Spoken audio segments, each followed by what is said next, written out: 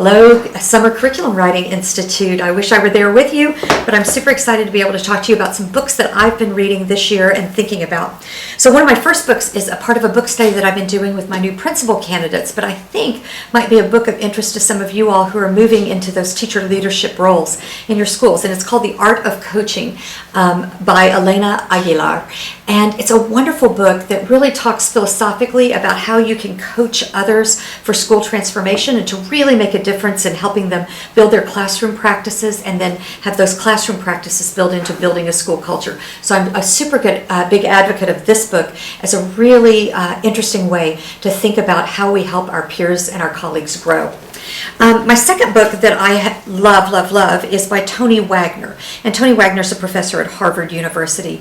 And he's written a number of books about the global achievement gap and about change leadership. But his new book I'm particularly intrigued by. It's called Creating Innovators, The Making of Young People Who Will Change the World. And what I love about this book is that he identified some of the most prominent 20 and 30-year-olds who are really making a difference in the world, who are doing exceptionally cool things and who are out there pushing the boundaries of kind of what we know and what we do in the world. And he interviewed them and said, "What made you this innovative person?" And so then he went back and interviewed their parents, the teachers that influenced them. And so the trends of what those things are what he captures in this book. It's absolutely fascinating, and I think it has huge implications about how do we create the kinds of schools where kids would learn to be thinkers and creators and doers, and that we could really push ourselves to do that kind of work. I highly recommend it. It's filled, one of the things I love about it is that it's actually filled with QR codes that when you use your QR reader, then you can see the video, the actual video of his interviews with folks. It's a fabulous book, and I highly recommend it, especially in this age of entrepreneurship and STEM. And then the third book I want to recommend is one that I have aspirations for. It's a book I love very much, and it's by Margaret Wheatley, and it's called Turning to One Another. And Turning to One Another is a compilation of essays, very short essays or little readings, including poems. Many of you all during the program here at Trinity, if you went through, have probably read Willing to be Disturbed, and to think about what would it be like if we pushed ourselves to have to ask questions and to do those kinds of things. Well, this is the book that came from. And I just think that if we had a group of people that we had dinner with every other month, and during that dinner time, we all read one of these essays together and talked about some of those seminal issues in the world, it would just hone our ability to truly have dialogue. And I love that it's filled with both poetry and essays and just provocative thinking about our world. And if I could do anything, I would encourage educators to come together and have dialogue, not just about education or about what's happening in the schools, but about what's important in the world and what we believe in, and to recenter ourselves around those things. So those would be my 3 books for you guys, and I hope you enjoy it. Okay, so I read a couple of books this year that I want to share with you. The first one is one of those books that I really wish I had read years and years ago, because I think it would have made a huge impact on my life. And it's Mindset by Carol Dweck. And it talks about the difference between having a fixed and a growth mindset, which sounds really simple, but it basically is how you deal with failures is going to pretty much determine how successful you are in anything in life, whether it's school or relationships or work. And the paradigm shift that provides is really profound. I think it helps all of us deal with the day-to-day things as well as the large, big picture things that we have to deal with. The second book I read was Divergent by Veronica Roth, and that may sound kind of funny, but I read it because we work with young adolescents, and it's very popular right now, and my own kids both read the book. And I like it because it's another take on a dystopian novel, different from The Hunger Games a little bit. I liked it better than The Hunger Games. It's not quite so gruesome, I thought. But also it is showing that something's not right, and the main characters, the protagonists, are trying to make things right and do the right thing. So I think that's really good. The movie is very good too if you haven't seen it. So I think that's something that you can really benefit from if you work with the age group, maybe 4th grade through even 9th or 10th grade or something like that, because it's really well written and it's easy to read. Another book I'm planning to read this summer is called Creativity Inc. And it is by Ed Catmull. He is the creator of Pixar, along with Steve Jobs and some other people. And I want to read that because he has a completely different take on what it takes to be creative. One of his ideas is that instead of like somebody having a really cool idea, and then you put a bunch of people together to discuss the idea and try to come up with, a movie about it or something, that we really go about it the opposite, the wrong way. And we should put a bunch of really creative, thoughtful people together and let them come up with something. And I think that in schools, that is often what we do with kids. We kind of tell them what to do and then say be creative with that, instead of maybe the opposite take on that. So I'm looking forward to reading that book on creativity this summer, as well as a few others, because I think that that's one thing that with our testing environment, we tend to leave out of education. The first book I wanted to talk about is called The Skin That We Speak, and it's edited by Lisa Delpit and Joanne Dowdy. And I picked it because it looks at the intersection of culture and language and how we can value what students bring to the classroom and build on it instead of seeing it as a deficit.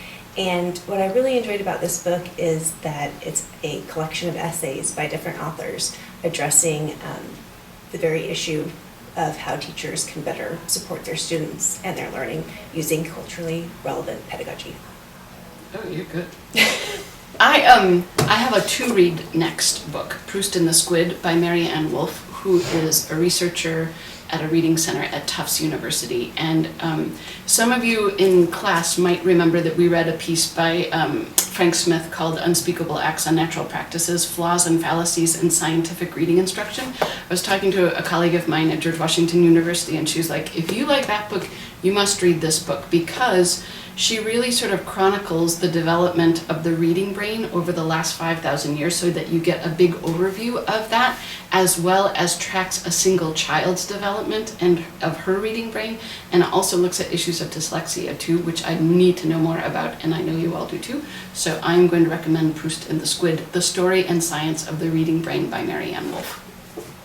And the second book I'm in the process of reading is called The Happiness Advantage, and it's by Sean, I think his last name is pronounced Aker, and it looks at this whole kind of overarching paradigm that if you work harder, you'll be successful, and then you'll be happy. And what he suggests is that the happier you are, the more interested you are in working hard, and the more successful you'll be. And it has really big implications for the classroom because we focus so hard on the content and rigor and academic part of teaching. And he talks about some really specific ways, and he draws on a really rich body of research to look at what are some of the social and emotional skills kids need to have in order to be successful in a classroom. And what I love about this book is they're very specific, and I think they're very applicable to almost any work environment, your personal life, and your classroom. So I would definitely recommend this book too. Yeah, well, Sarah's book about happiness reminded me about a book that we used for the first time last summer called Opening Minds by Peter Johnston, and we read a book of his earlier, which was, what was it called? Choice Words. But this book is so much better. You really have to read it, because his whole premise is that the language that we use with children really shapes the lens that they use to make sense of their lived experience, both in and out of the classroom.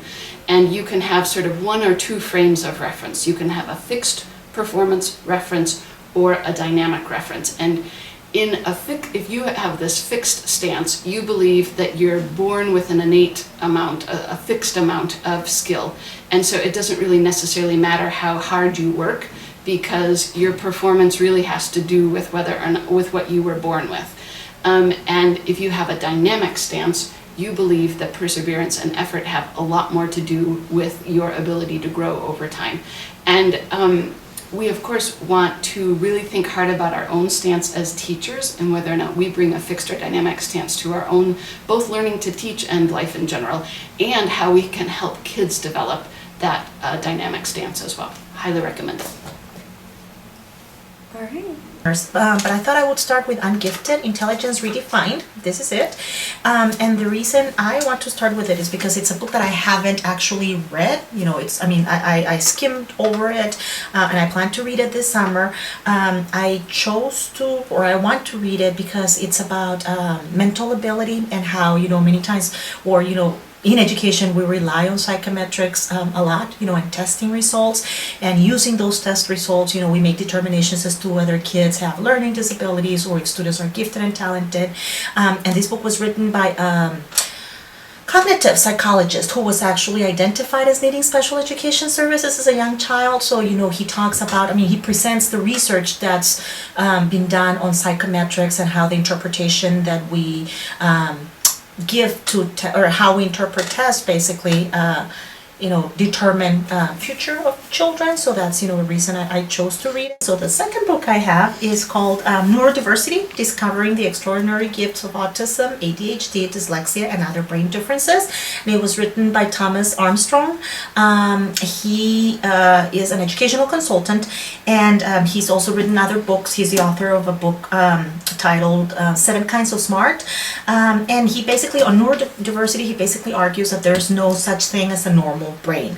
The reason I selected this book, or why I wanted to read it, is because I'm a special education teacher. I teach the Survey of Special Education class. We work with lots of students with disabilities in our classrooms, and just the way that special education was conceived was based on deficits. And one of the things that the author argues is that as an educational consultant, he would go into IEP meetings and just highlight, like on the CUME folder of each of the students, he would just highlight like all the positive things, strengths that the student had, and how we many times forget to focus on those strengths because we're so focused on remediating or just, I guess many times we do see students from a deficit perspective. That's pretty much it. That's the reason I chose this book, and I would definitely recommend it, to everybody, because I think that it just changes the way we think about diversity.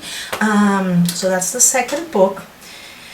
Third book, I don't have a copy of it with me, but it's 50 Strategies for Teaching English Language Learners. And it's a book that basically talks about, the 4 skills of language, how when you're working with students who speak languages other than English, you have to think not just about their listening, speaking, reading, and writing, but also addressing what's the one area of language that you want to develop the most. You do want to work on all of them, but identify, okay, well, if it is oral language that I want to develop first, what are some strategies that I can use to develop oral language? And it gives examples of using realia, or I think that's how it's pronounced, but like real things, like providing students with the real experiences so that they can start putting the labels that they hear together with the object that they're actually seeing. So providing concrete opportunities for students, concrete objects, being very concrete with them.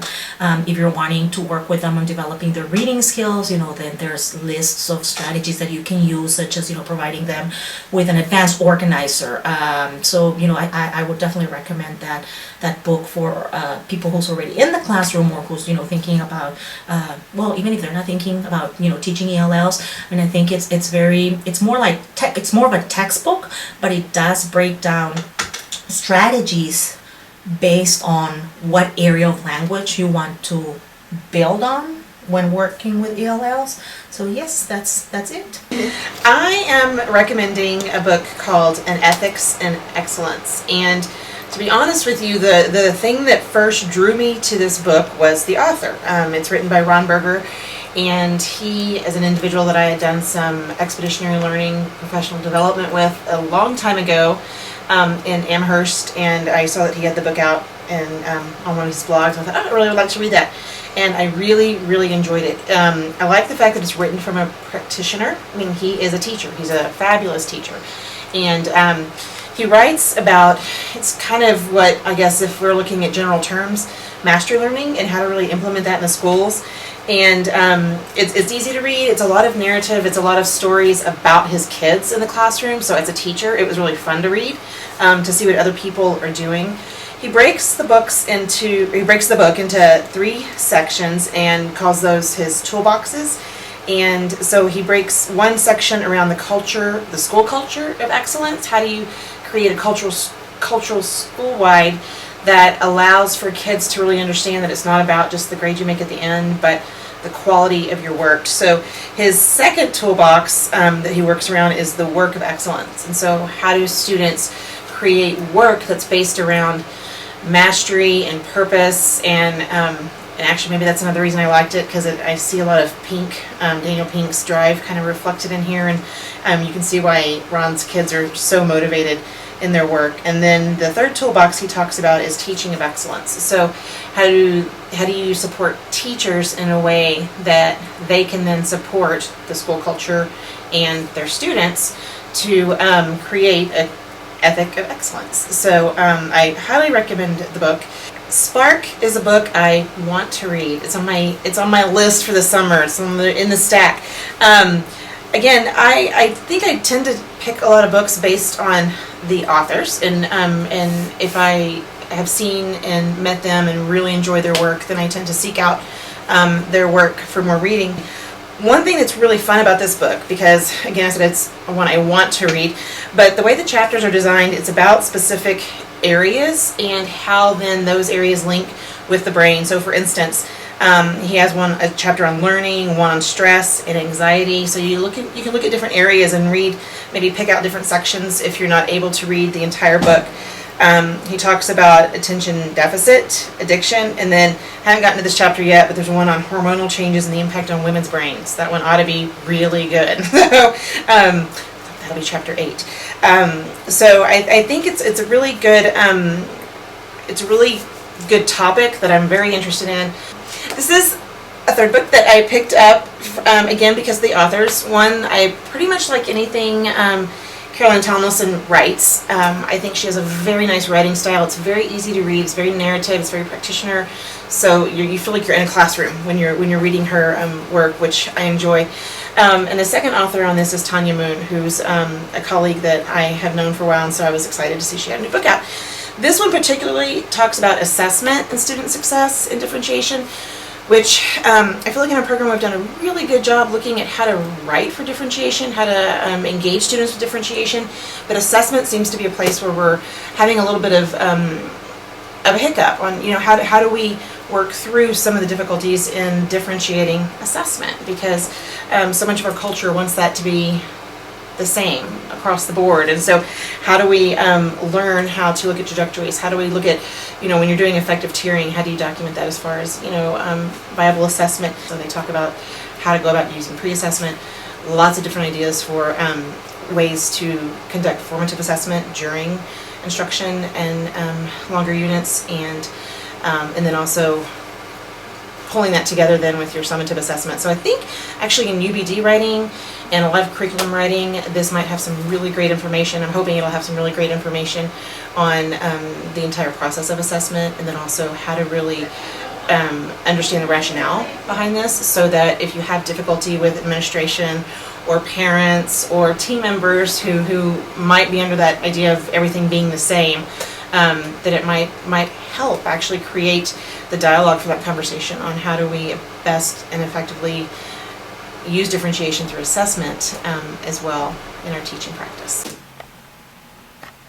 Asking a professor to pick 3 books is so hard. Like you, I know that you like to read, and so I try to narrow it down. And so I picked some different books, things that have excited me recently. One of them is Paul Tuff's book, How Children Succeed. And I learned about this book on an NPR podcast for This American Life, and I recommend you listen to the podcast. It's super interesting. And then read the book. It has a lot about character and curiosity, optimism, self-control, and it's super fascinating, especially that small interventions make a big difference. And we've thought about that with our practicum class in service learning that we do at Lee High School. I also want to recommend or love the book called The Practice of Adaptive Leadership.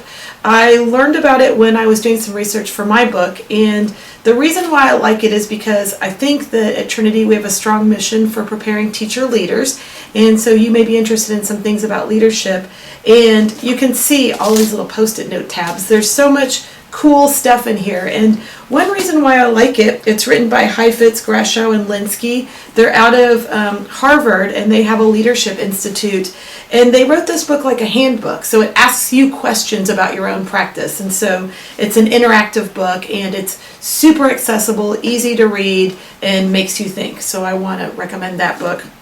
And the third one, in a change of genre, is The Distance Between Us by Reina Grande. And This is an autobiography about starting as a young girl, about Reina's experience growing up in Mexico and then coming to the United States.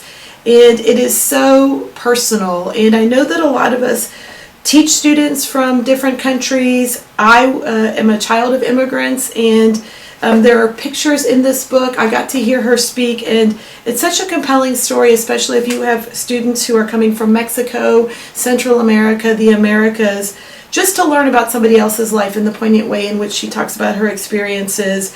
It will just find its way into your heart, and so I want to recommend that book for you also. And then, like any good teacher, I still have more books to read. Here's one on my shelf that I just want to say is one of my summer reads. We're all trying to read more adolescent and young adult literature. And Maximilian, The Mystery of the Guardian Angel, a lucha libre bilingual thriller. Don't you think that boys want us to be reading this kind of stuff in school? Girls too, but you know what I mean. So I got to meet Javier Garza, who wrote this book, and he inscribed this for my nieces. I'm going to share it with them, but you'll see it side by side, English and Spanish. Can you see that? All right, enjoy your reading. I can't wait to see what you're reading. Send me your recommendations. Take care. Bye.